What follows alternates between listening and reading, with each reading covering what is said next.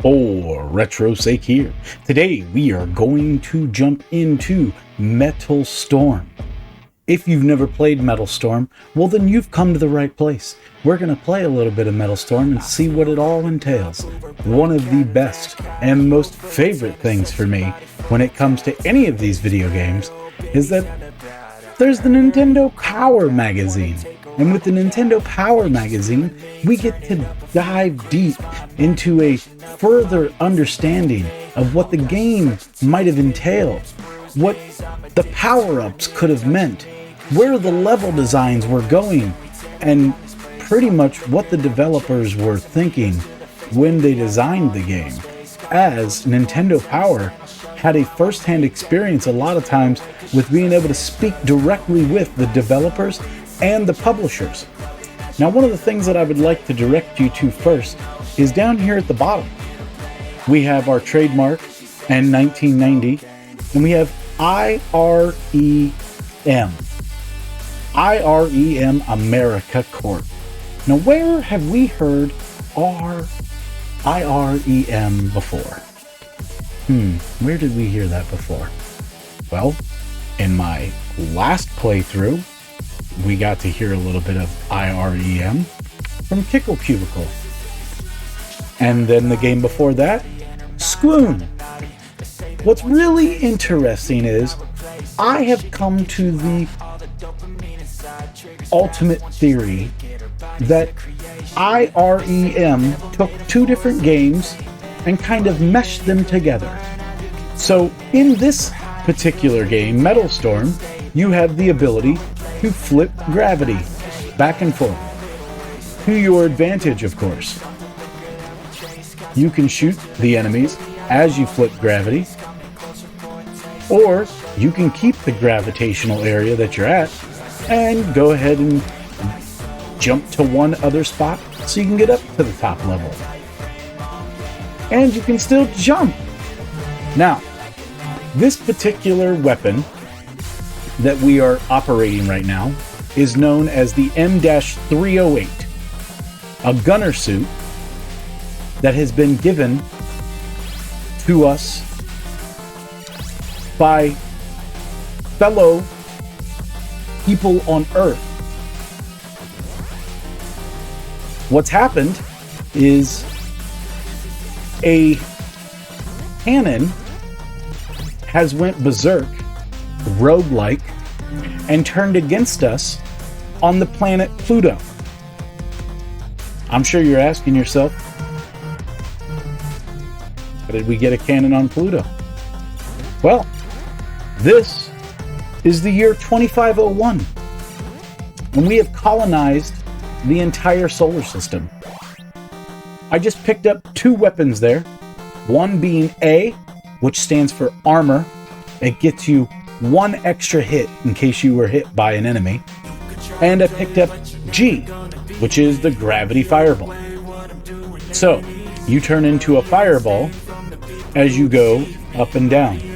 You don't lose anything for having this fireball and using it, but as you saw right there, I was able to get hit one time by the enemy without dying. This is a one-hit game. One hit, and you done. As you saw right there.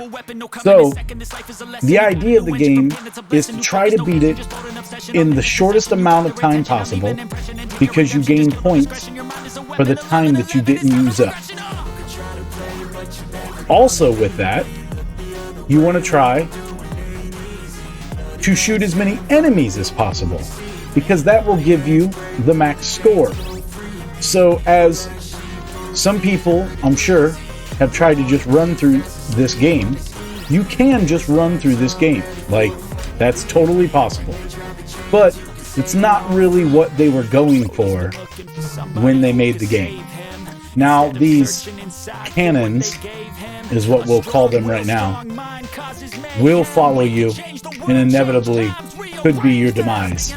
So it's a good idea to get rid of them so you don't get hit in the back, as I just did there a little bit ago.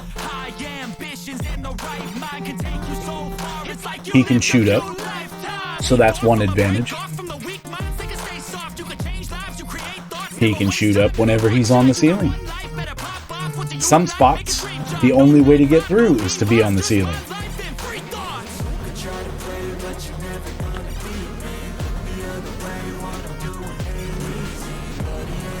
Finally. Nice thing is, he doesn't repopulate. So, if I can say anything right now about this particular game, one of the nice things is that IREM hit a home run on this one. Because the gameplay alone is amazing. It's a fast-paced game. You want to try to get through it in a good amount of time. There's a good chance I'm going to die on this boss. I am not the greatest at this game. I try. But that doesn't mean that I'm going to do anything gotten dead. So, trying to explain this game and play it at the same time, that I've never done before. So what you want to do is you want to get over here and not get hit. So you got to be quick. You got to be fast. Game over for us. So what I'm going to do is I'm going to run through a couple of the things that I thought was really amazing about the game in general. So we'll start over again here.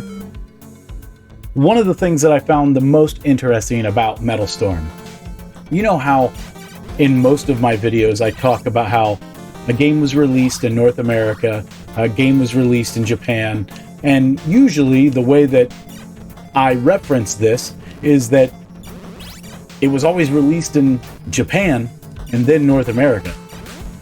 And usually there's about a good year in between this. Well, that year is usually for the advantage of Japan, not America. This game was not only made in North America, but it was released in North America first. First released in North America in February of 1991. Japan didn't get to see the game until April of 1992. I find that astonishing. I don't know how many other games that are an American release first before Japan got the game. So, kudos to an American crew making an amazing game, getting it developed and published here in America first. I have much pride in the group that did that. IREM, that is. The International Rental of Electronical Machines.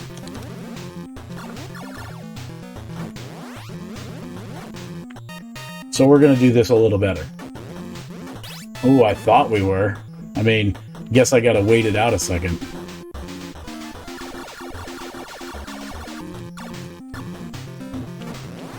Whoa! Dude went and changed up his sequence on me. It's quick. So we got through the first level. That was not easy. Especially trying to chit-chat. I'm not the best at the Metal Storm, so I'm pretty proud of myself of just being able to get through that. So, a little background story on Metal Storm. The year's 2501. A laser weapon on Pluto has started destroying all of the solar system. And my mission in the Gunner M308 is to get to Pluto, where we're at now. And the idea is for me to disarm the big laser gun. I'm trying to save Earth as Earthlings watched in horror as Neptune was destroyed. Now, in one of the previous games that I played, called Squoon, I would like to reference the fact that the Neptunians, the Neptunians, oh man, this is gonna get ugly. Woo, barely got through there. I don't know if I need to go down or not, so I'm gonna just stick to where I'm at. Ooh, jump, jump. Not too shabby. The Neptunians, in my belief, have come to destroy Earth because they don't have anywhere else to go, man. They're just trying to survive. I mean, what's wrong with that? As I'm trying to survive, didn't see the little red dots coming at me there until the last second. So, I'm in my GravCon suit, is what the game says. I find it interesting that they even needed to name it anything else, because gravity suit, I think, would have just sufficed, but, you know, to each his own.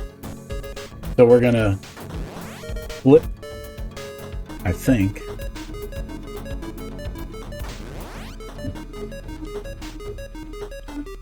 Can I set that off again? I can, just too late. So in Japan, this game is called Gravity Armor Metal Storm. Now, given that it's called Metal Storm, my idea is that this is a metal gun suit. It's not, you know, plastic. But I may be wrong in this thought process, because when I was looking at the Nintendo Power magazine, one of the things that I noticed right away was that the graphical design team that did Metal Storm didn't make it look like a metal suit. I mean, actually quite the opposite. Like, ooh, they made it look plastic. I mean, plastic as can be. Tell me that that suit doesn't look like some Transformer thing. Like, right? That looks like a Transformer, which I get it. The Transformers weren't plastic, but the Transformer toys were. They were plastic. So it just kind of surprises me that they went about making it look like they did. I'm not saying there's anything wrong with it. It's surprising. So the hardest part about this section is not getting smashed by the door as you open it, and trying to change gravity as you jump and not get shot by those cannons. I mean, I pretty much called it as I was doing it. So we're going to continue on in this level, and hopefully I can get through this section for us at least. I am going to play this more. I like to do a little bit of a playthrough it and give the information on it, and then I'll go back to it and we'll just have some chill, fun times. Because as you can see, we already made the vest goal, we made the glasses goal, we made the hat goal, so there's no reason to worry about getting out your wallets, paying me money to play this game. All you have to do is sit back and enjoy the ride. Let's get our Metal Storm on, shall we? Now that we got that shameful plug in, we can move on.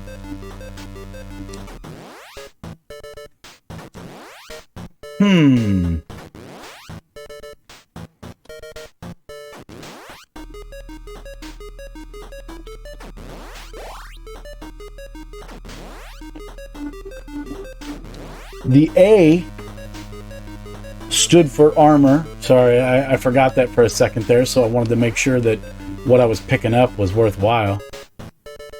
I mean, because I almost know where I'm going right now. It's not like I've played this game that much that I know exactly where to go. I've got a general idea of where not to get hit. That's about it. If you've played Metal Storm before, comment down below. Let me know what you think of the game. One of the things that I can say about this game right now is that, from what I remember, this game is not cheap nowadays. Ooh, I got hit with one of my armor. Alright, I think we made it to the end here, so that's not too bad.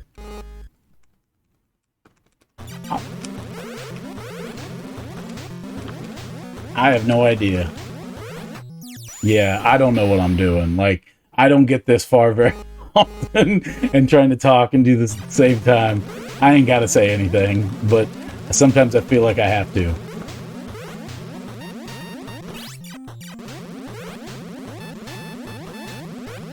I'm getting lucky, so I just keep shooting.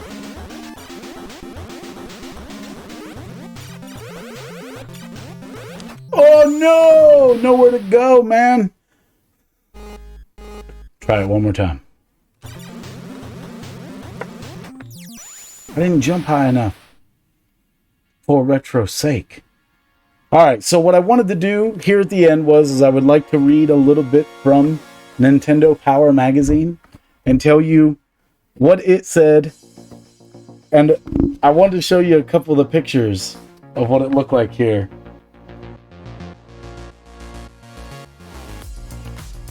So they really had an idea that he was plasticky looking, I'm gonna say. Like, it was just interesting what their concept idea of it was if they had played the game at all. In the 26th century, mankind has colonized the solar system, but on distant planet Pluto base, a solar system defense outpost, all is not well. A gigantic robot-controlled laser cannon created to defend the Earth from alien invaders has turned against mankind. All attempts at activating the base's self-destruct device have failed. In control of the M-308 gunner robot, you must storm Pluto's base, 7 levels, and destroy it.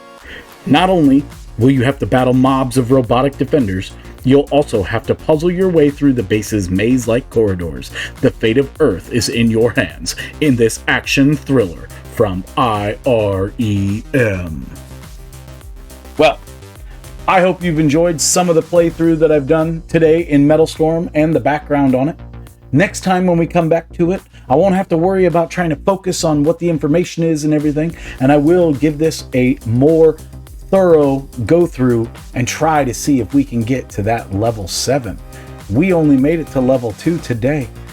I believe we've got an uphill climb, but if you're enjoying the content, go ahead and make sure that you give me a like, share it with somebody that you know that might enjoy some retro gaming, and don't forget to subscribe if you're new to the channel so you can catch all of my new retro releases. For retro's sake here, have a great day.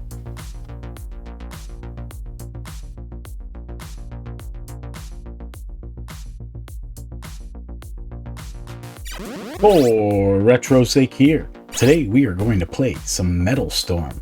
Metal Storm is one of those games that you either know about it or you don't know about it. And if you don't know about it, well, you've come to the right place, because today I'm going to show you what you don't know.